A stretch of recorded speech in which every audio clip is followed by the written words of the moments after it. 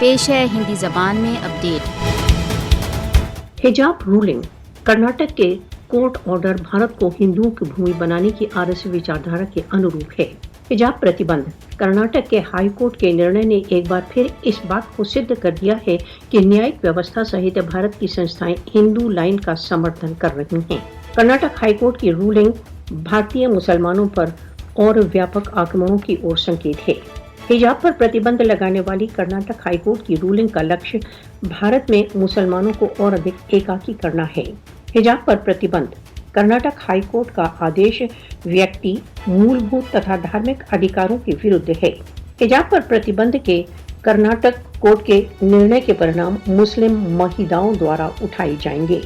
हिजाब पर कर्नाटक कोर्ट का निर्णय हिंदू अतिवादियों को और अधिक मुस्लिम महिलाओं को नीचा दिखाने के अवसर उपलब्ध करेगा। कर्नाटक हाईकोर्ट का हिजाब पर प्रतिबंध का निर्णय असंवैधानिक है। हिजाब पर कर्नाटक कोर्ट का निर्णय मुसलमानों के धार्मिक मामलों में हस्तक्षेप है। हिजाब पर प्रतिबंध का कर्नाटक कोर्ट का निर्णय धार्मिक स्वतंत्रता के मूलभूत अधिकारों का उल्लंघन है। हिजाब पर प्रतिबंध कर्नाटक हाई कोर्ट के निर्णय का लक्ष्य मुस्लिम महिलाओं को उनकी मूलभूत स्वतंत्रता तथा अवसरों से वंचित करना है।